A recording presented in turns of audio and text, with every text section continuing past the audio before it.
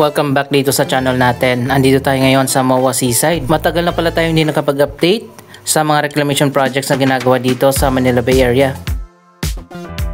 Magkatabi lang yung dalawang reclamation dito na ginagawa sa ngayon, ang Pasay Harbor City at ang SM Prime Reclamation.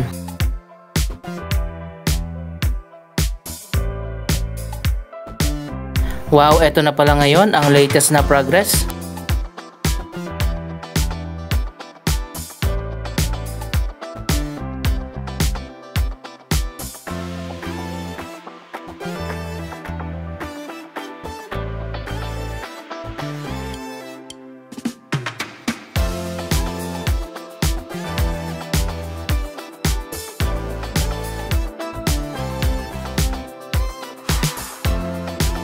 Sobrang lawak na nga itong Pasay Harbor City Reclamation.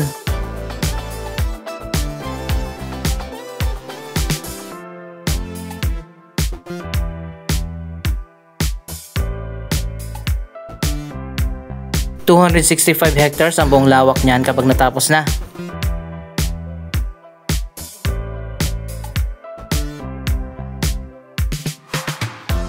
Meron dito maliit na bahagi na nakadugtong pa rin sa shoreline. Mukhang hindi na yata ito tatanggalin at ito na talaga yung magiging daanan papunta dito sa reclamation. Ayan guys, parang may tulay na ginawa dyan.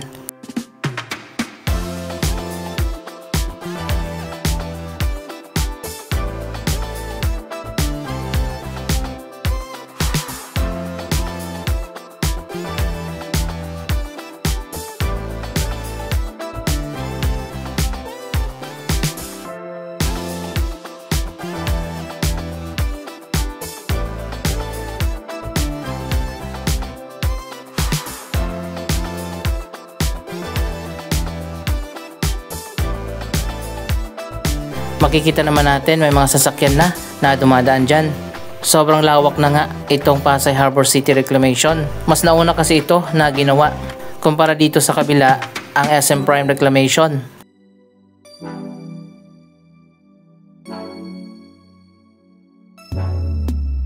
Oh, eto na pala yung latest. May tulay na nagdudugtong sa dalawang reclamation project.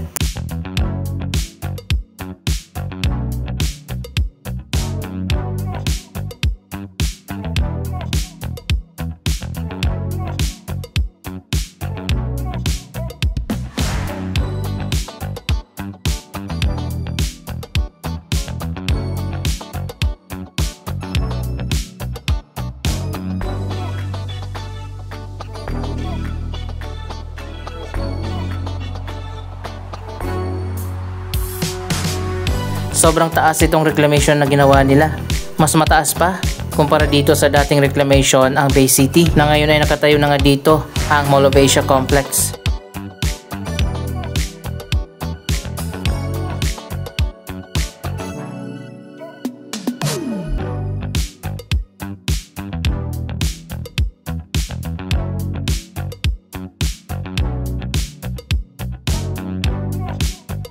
Dito naman sa kabila ang SM Prime Reclamation. Mas malawak naman ang man-made island na itatayo nila dito, 350 hectares.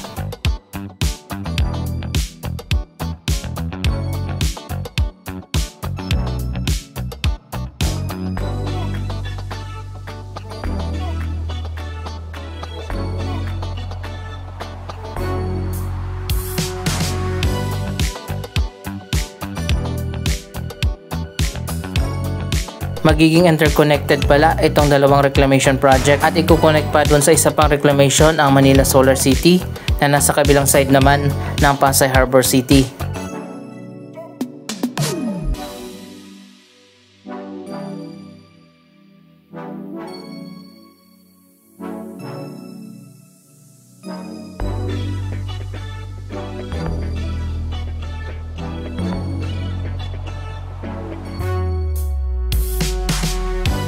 Ito na nga ang magiging expansion ng Mall of Asia Complex kapag natapos na.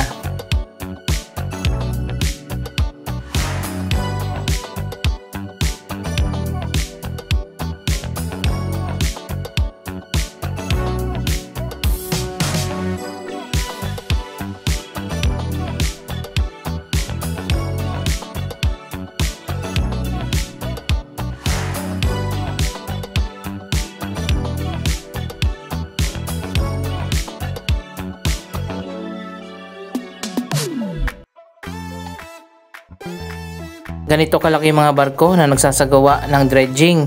Pati na yung mga nagtatambak ng lupa at buhangin, sobrang laki din.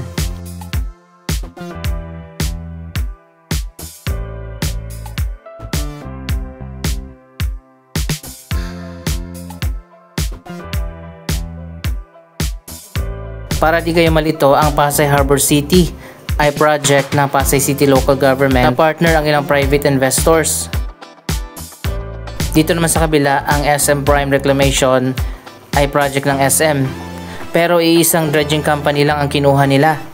Kaya naman ang Pasay Harbor City ang inuna na ginawa, ang Island A at B, at ang SM Prime Reclamation naman ang Island C.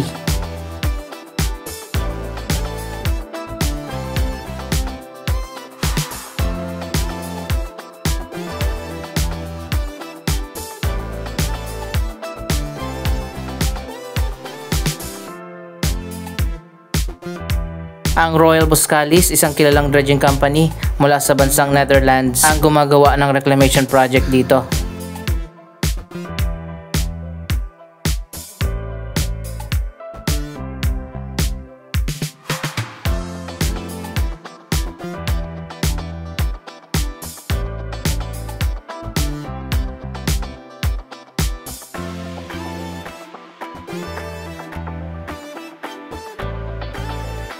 Ayon pa sa nakausap natin dito, tuloy-tuloy na daw ang ginagawa ng reclamation project araw man o gabi.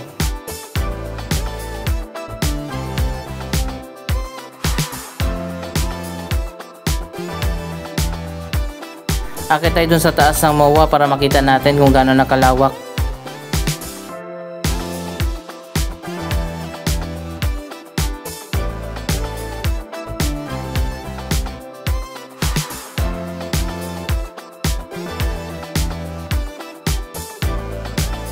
Ito na pala yung bagong signage sa likod ng Mall of Asia, natapos na.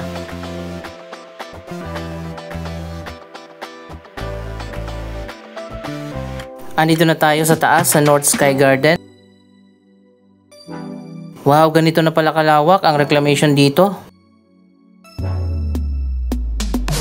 May isa ng confirmed project na itatayo dyan sa Pasay Harbor City. Ang pinakamalaki na convention center itatayo na dyan, ang PIEC o Philippine International Convention Center.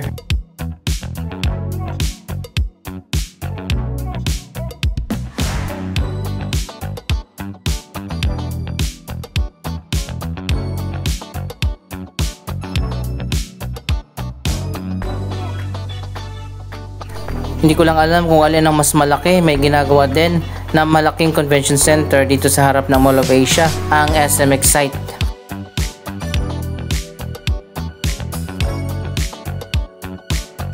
So palakihin na lang sila kung alin talaga ang mas malaking convention center. Ang Philippine International Convention Center ay itatayo ng gobyerno at ang SM Excite naman ay project ng SM.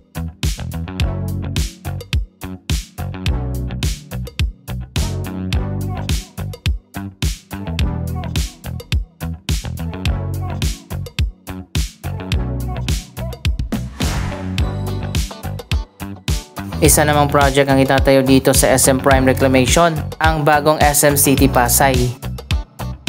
Wala pang official design na inilabas ng SM sa itatayong SM Pasay. Abangan na lang natin sa mga susunod na update.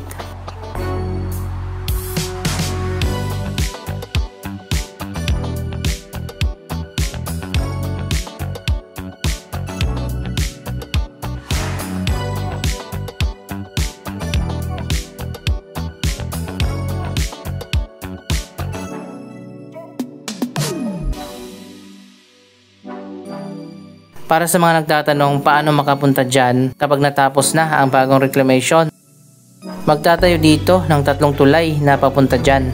Isa dito sa dulo, isang bagong tulay ang itatayo dyan na daanan ng mga sasakyan.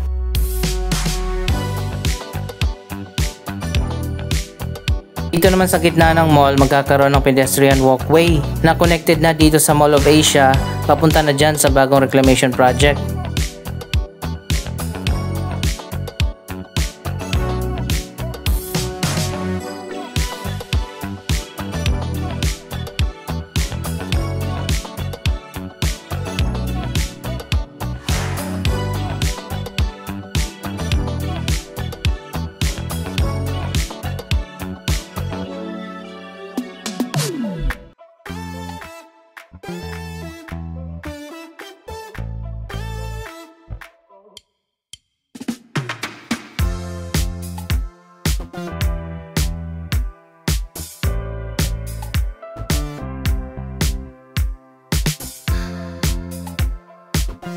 At isa pang tulay ang itatayo dito banda. Nadaanan din ng mga sasakyan papunta dyan sa kabila.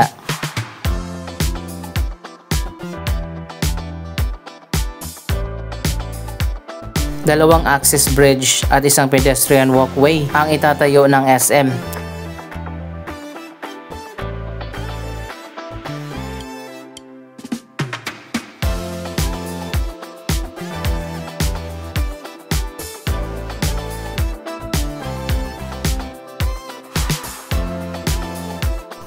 Para sa mga magtatanong ulit, bakit hindi sinagad yung reclamation project dito sa may shoreline? Ipinag-utos ng Malacanang sa DNR na dapat magkaroon ng space sa pagitan ng mga reclamation project.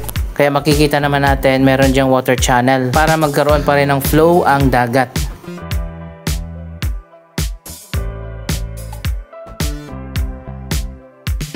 Naging popular na nga na pasyalan at tambayan ang mga bagong Sky Garden at dyan naman sa taas ang Sky Park.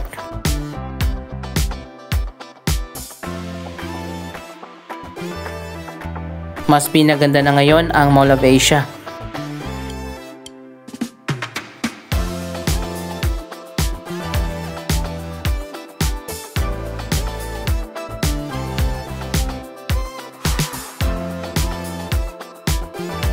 So ayun guys, ganyan na kalawak yung itinambak na lupa at buhangin dito sa dulo.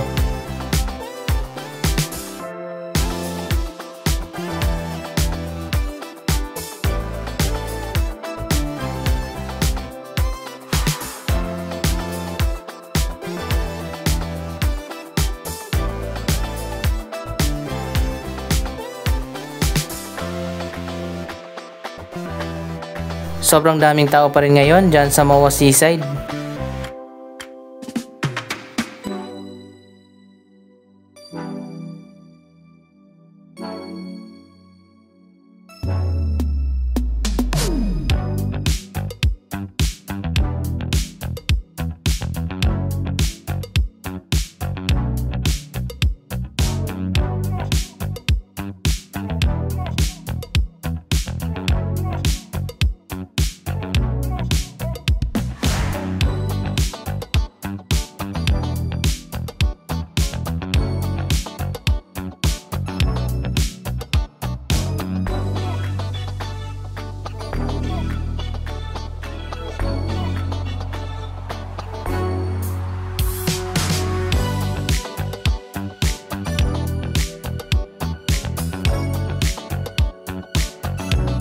Napakaganda rin ng Pasay Harbor City kapag natapos na.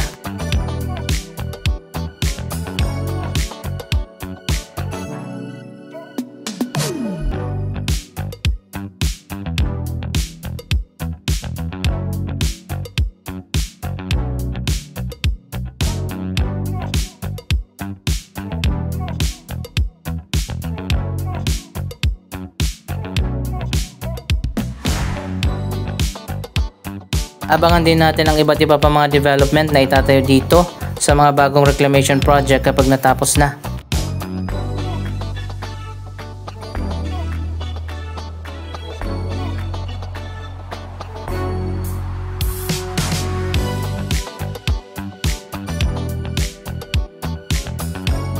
May mga bagong cafe pala dito na magbubukas. Dito yan sa North Sky Garden.